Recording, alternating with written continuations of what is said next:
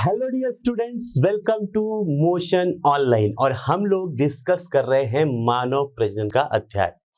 मानव प्रजनन में हमने नर जननांग की सारी संरचना पूरी कर ली और मादा जननांग की संरचना पूरी कर ली। लेकिन जब हम प्रजनन की बात करते हैं तो प्रजनन हमेशा युग्मकों के बीच होना है, क्योंकि हम बात कर रहे हैं मानव की और मादव में होता है लैंगिक जनन। और लैंगिक जनन की प्रक्रिया में बड़ा स्पष्ट है कि दो युग्मक बनेंगे और दोनों युग्मकों के संलयन से एक युग्मनज बनेगा। यस और नो? तो हमने नर युग्मक कैसे बनता है, कहां बनता है, क्या उसका पाथवे होता है, कैसे वो नर युग्मक जिसे हम शुक्राणु बोलते हैं वो शुक्राणु किस तरीके से परिवर्तित होके और कैसे कैसे रास्ते से निकल के पहुंचता है मादा के योनि तक, ये कहानी हम पढ़ चुके हैं। लेकिन नर के युग्मक से अकेले कुछ नहीं होना, मादा युग्मक की भी आवश्यकता होगी और इसलिए हम आज पढ़ेंगे मादा युग्मक के बारे में।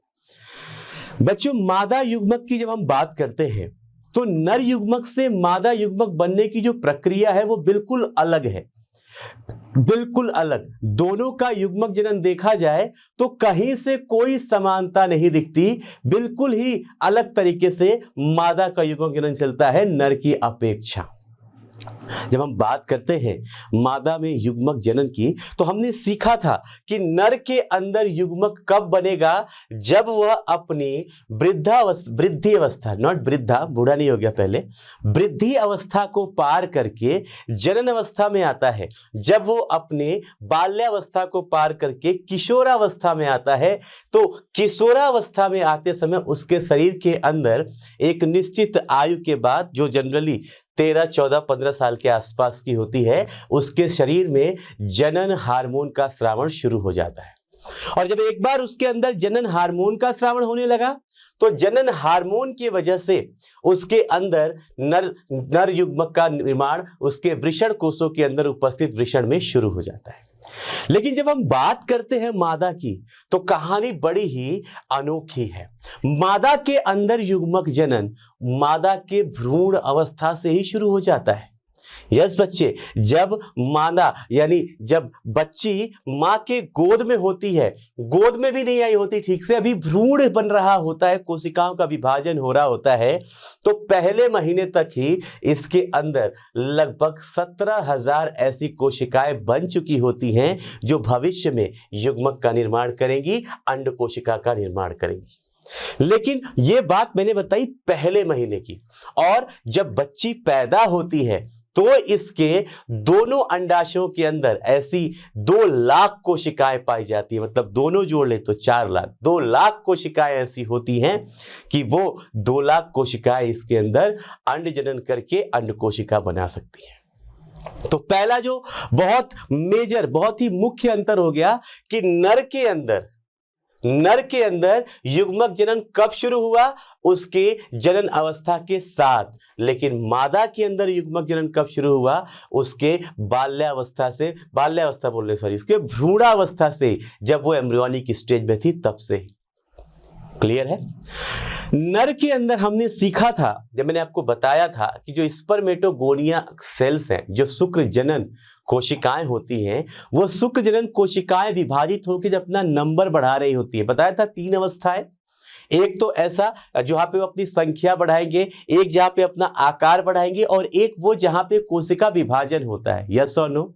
तो जब मल्टीप्लिकेशन फेज की बात करते हैं, जहां पे वो अपनी संख्या बढ़ा रहे थे, तो संख्या बढ़ाने की अवस्था में वहां पे 2 तरीके की कोशिकाएं बनती थी। एक कोशिका वो जो फिर से स्टेम सेल की तरह काम कर रही थी और ज्यादा शुक्र जनक कोशिकाएं बनाने लगी थी। यस और नो? और उनमें से कुछ कोशिकाएं आगे के शुक्राणु का निर्माण करी थी, कुछ बनाने लगी फिर से नए कोशिकाएं और कुछ उसमें डिवाइड होकर शुक्राणु बनाने लगी थी। याद है आपको?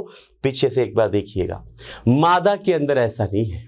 मादा के अंदर जो कोशिकाएं अंड बना सकती हैं, अंड जनन कर सकती है, वो कोशिकाएं बन चुकी। कब? भ्रूण की अवस्था में ही। बच्ची के पैदा होने के बाद, भ्रूणावस्था के बाद उसके अंदर कोई कोशिका नई जुड़ती नहीं है, बल्कि पुरानी कोशिका जो उसके अंदर होती हैं वही कोशिकाएं बाद में उसके अंदर कुछ स्पेसिफिक चीजों के, कुछ विशेष हार्मोन के प्रभाव में परिवर्तित होती हैं और परिवर्तित होके वो कोशिकाएं ही यहाँ पे अंड जनन करके अंड कोशिका का निर्माण करती हैं। तो मादा के अंदर जो मादा युग्मक जनन है वो कैसे होता है, आइए शुरू करें और समझे जरा बात को। बहुत अच्छा सा पॉइंट है, मादा युग्मक जनन।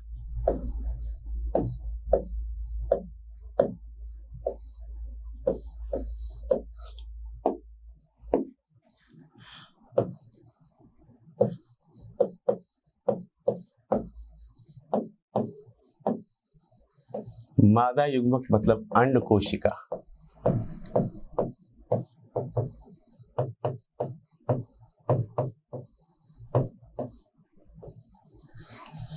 जो मादा युग्मक जनन है यहां पे क्या बनता है, अंड कोशिका बनेगी। लिख रहा हूं पॉइंट, जरा ध्यान से देखना।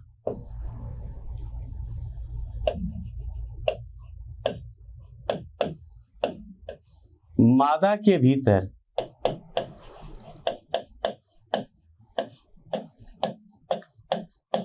अंड कोशिका का निर्माण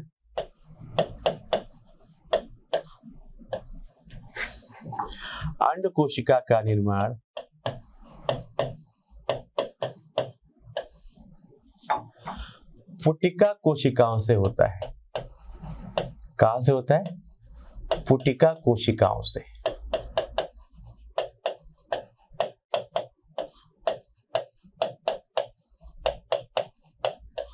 पहली बात कि कहां से होगा, फॉलिकुलर सेल्स बोलते हैं, पुटिका कोशिकाएं बोलते हैं। पुटिका मतलब छोटी छोटी बहुत छोटी छोटी पुट्टी जैसी, मतलब पुट्टी कैसे बोले, सरसों के दाने जैसी छोटी छोटी बहुत सारी कोशिकाएं होती हैं, उनसे होता है मादा युग्मक का निर्माण। यह पुटिका कोशिकाएं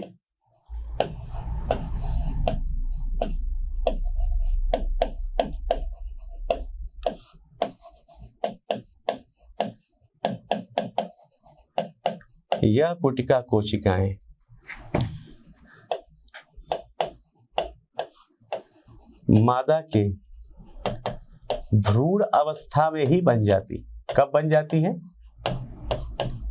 मादा के अंदर ये भ्रूण अवस्था में ही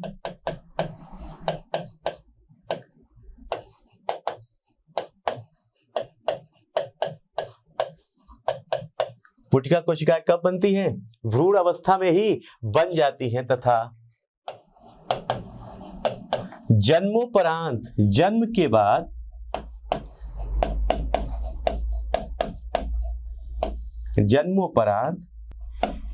इसमें कोई नई कोशिका नहीं जुड़ती।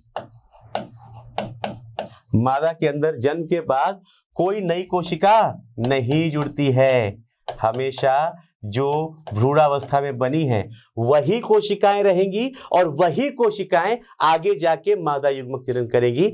जो भ्रूण के स्टेज में बन गई, भ्रूण की अवस्था में बन गई, पैदा होने के बाद कोई नई कोशिका नहीं पाई जाती तथा जन्मोपरांत कोई नई कोशिका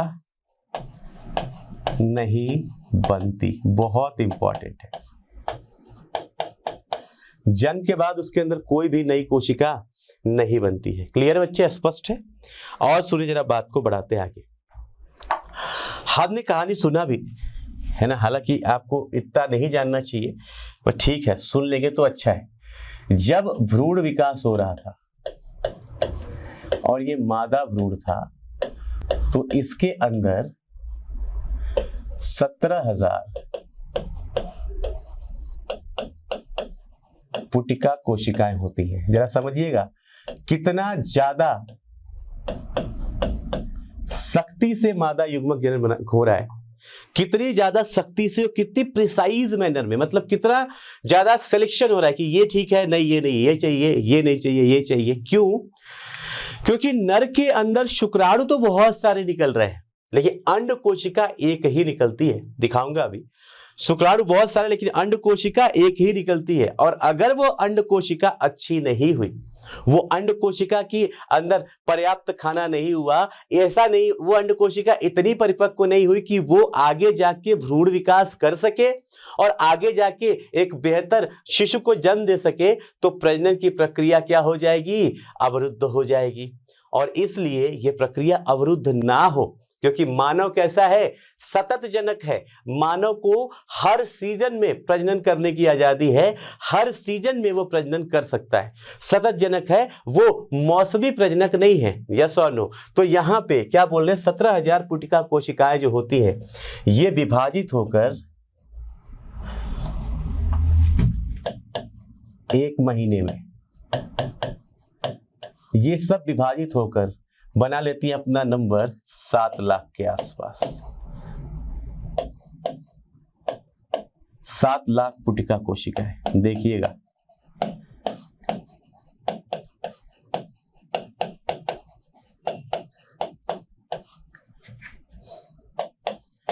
पांच से 7 माह में लगभग, अब कोई बिल्कुल एग्जैक्ट तो काउंट नहीं कर सकते, लगभग 7,000 पुटिका कोशिकाएं बन जाती है। पर जब मादा भ्रूण विकसित होकर जब वो शिशु के रूप में बाहर आता है, जब बच्ची का जन्म होता है, तो उनके अंदर 2 लाख पुटिका कोशिकाएं पाई जाती है।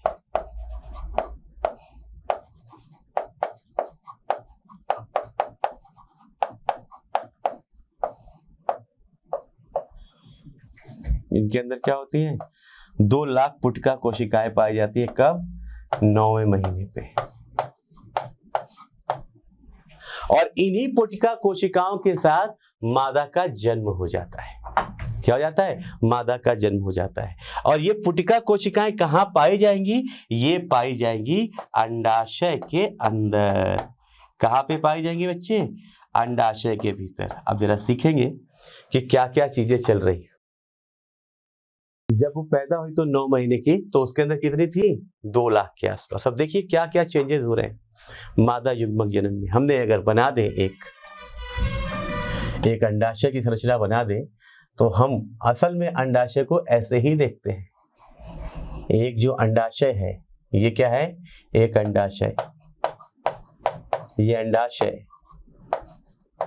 सामान्यतः 2 से 3 सेंटीमीटर का है। कितना है? 2 से 3 सेंटीमीटर का है। और ये होता है बादाम के आकार का।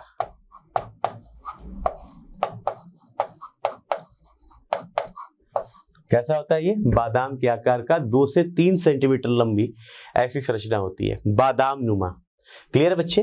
इस पुटिका के इस अंडाशय के अंदर, अब महिला के अंदर कितने? एक जोड़ी अंडाशय, एक राइट साइड में, एक लेफ्ट साइड में, एक जोड़ी अंडाशय होता है। मैंने एक बनाया है, दूसरा जोड़ी दूसरे साइड हो जाएगा। यस और नो? इसके अंदर अंडाशय को अगर हम देखते हैं, तो अंडाशय को हम 2 भागों में बांट सकते हैं।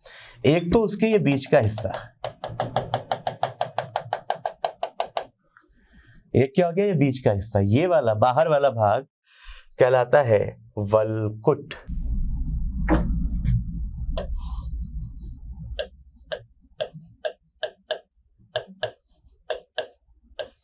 अंडाशयी वल्कुट क्या कहलाता है? अंडाशयी वल्कुट, ओवेरियन कॉर्टेक्स। और ये जो बीच वाला हिस्सा है, ये कहलाता है अंडाशयी मेडुला। तो अंडाशय जो है वो देखा जाए तो 2 भाग में बटा हुआ है। एक बाहर का भाग जिसे आप बोल रहे हैं वल्कुट, और एक बीच का भाग जिसे बोल रहे हैं आप मेडुला। यस और नो? इस अंडाशय के अंदर प्रॉपर ब्लड सप्लाई, ब्लड का सर्कुलेशन प्रॉपर हो रहा है। यहाँ पे अच्छे से ब्लड आता है, ब्लड वेसल्स पाई जाती है। इसके अंदर नर्व सप्लाई, नर्वस सिस्टम भी बहुत अच्छे से, ये ब्लड सप्लाई का पूरा सिस्टम है यहाँ पे। क्लियर है बच्चे? इस तरीके से अंडाशय शरीर में है, क्योंकि भाई सीधी सी बात है, जब आप बोल रहे हैं यहाँ पे कोशिकाएं हैं, तो कोशिकाओं को भी जिंदा रहने के लिए खाना पीना चाहिए। कोशिकाएं हैं तो यहाँ पे उपापचयी अभिक्रियाएं तो हो रही होंगी, यस और नो? और अगर यहाँ पे उपापचयी अभिक्रियाएं हो रही हैं, अगर यहाँ पे उपापचयी अभिक्रियाएं हो रही हैं, तो उन उपापचयी अभिक्रियाओं से जो बनने वाला वेस्ट मटेरियल है वो भी तो यहाँ से निकलना चाहिए। तो उसके लिए कौन चाहिए? आपको चाहिए रक्त, रुधिर, कोशिकाएं, रक्त वाहिनियां चाहिए, है ना? कैपिलरीज पूरा नेटवर्क फैला होगा, रक्त वाहिनियां आएंगी, उनकी कैपिलरीज का नेटवर्क पूरा इसके सभी कोशिकाओं को खाना पानी दे रही है। तो जब आप सीखते हैं यहाँ पे, तो इस अंडाशय के इस वलकुट भाग में, बहुत ध्यान से सुनेंगे, अंडाशय के कौन से भाग में? इस वलकुट वाले भाग में यहाँ पे पाई जाती है पुटिका कोशिकाएं। यहाँ पे क्या होती है? बहुत सारी पुटिका कोशिकाएं होती है, फॉलिकुलर सेल्स होती है। और यही पुटिका कोशिकाएं क्या करती हैं? ये बनाती है मादा युग्मक। लेकिन बोलना जितना आसान है कि इन पुटिका कोशिकाओं से मादा युग्मक बन रहा है, ये मादा युग्मक बनाना इससे बहुत ज्यादा मुश्किल और कॉम्प्लिकेटेड प्रोसेस है ना? तो मादा के अंदर युग्मक जनन इस अंडाशय के अंदर कैसे हो रहा है, आपको एक एक बात अच्छे से थोड़ी डिटेल में समझाता हूं। आ जाओ बच्चे, देखते हैं। मैंने क्या किया, मैंने यहां पे बना लिया एक अंडाशय, ये लो।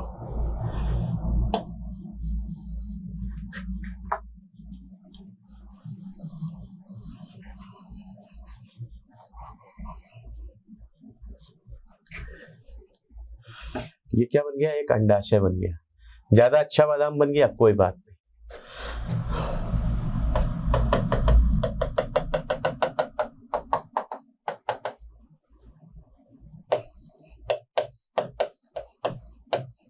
ये मेडुला वाला भाग हो गया, मध्य भाग, और ये हो गया वलकुटीय भाग।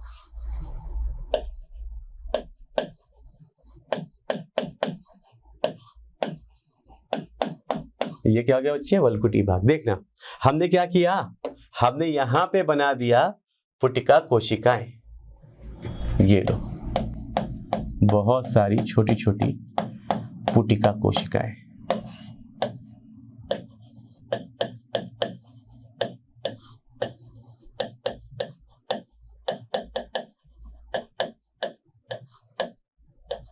कितनी संख्या? 2 लाख। कितनी संख्या है पुटिका कोशिकाओं की? 2 लाख के आसपास, है ना? पता है, यौनावस्था तक आते आते जब एक महिला, मैं ये भी मेंशन कर देता हूं यहां पे, यौनावस्था तक आते आते, यहां पे 2 लाख थी, यहीं पे लिख देता हूं,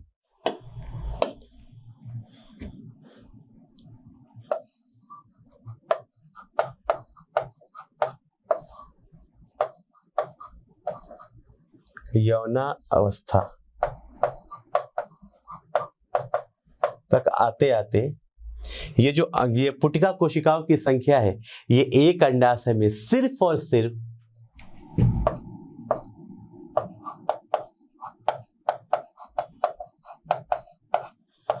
यदि दोनों की बात करूं, अब ये जो नंबर है ये परिवर्तित हो सकता है थोड़ा बहुत, लेकिन हाँ थोड़ा बहुत, ऐसा नहीं कि 3000 कर देंगे, हाँ ठीक है 300 के आसपास रह जाता है, सिर्फ 300 पुटिका कोशिकाएं। सोचिए, आपको क्या समझाना चाह रहा हूं कि भाई नर के अंदर जब युग्मक जनन हो रहा था, तो उसमें से जो ये युग्मक बनाने के लिए जो कोशिकाएं बनी थी, वही कोशिकाएं ऐसा विभाजन कर रही थी कि वो वापस से ऐसी कोशिका बना दे कि वह नर युग्मक बना दे, यस और नो? वही कोशिकाएं दोबारा से ऐसा विभाजन कर रही थी कि नर युग्मक बनाने वाली कोशिका वो खुद बना दे रही थी, यस और नो?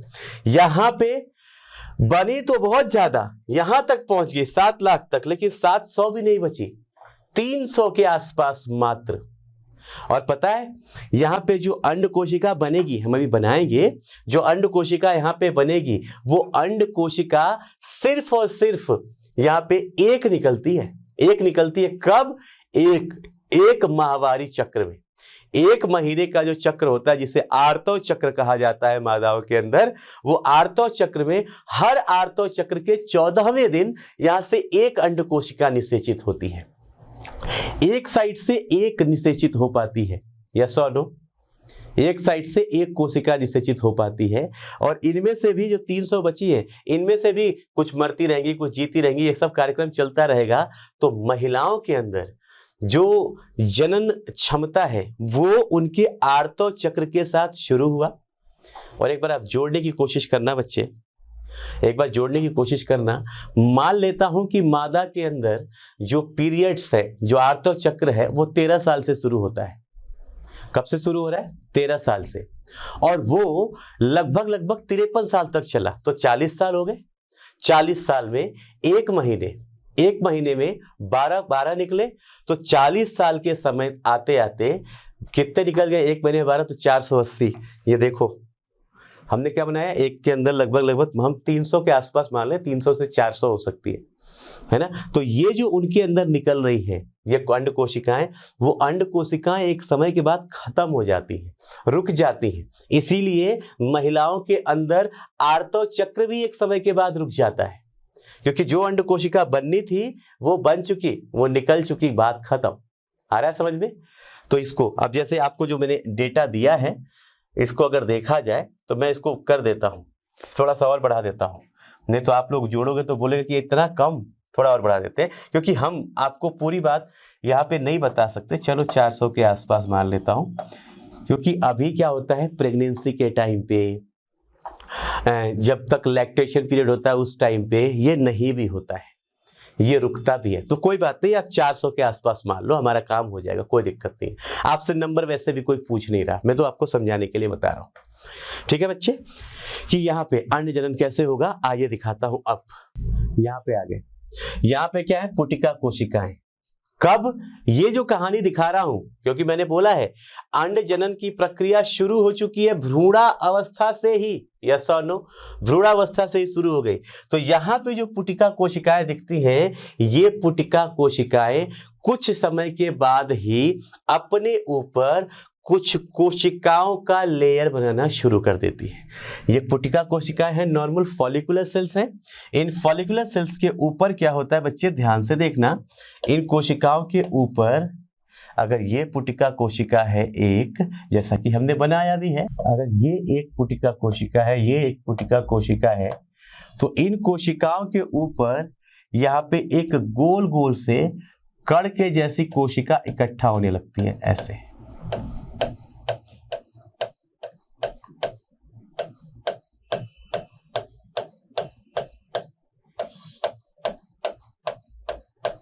क्या होने लगती है बच्चे? एक कण जैसी कोशिका इकट्ठा होने लगती है, ग्रेनुलोसा सेल बोलते हैं। और जब इस पुटिका कोशिका के ऊपर ग्रेनुलोसा सेल की लेयर बनने लगे, क्या बोल रहे हैं इसे?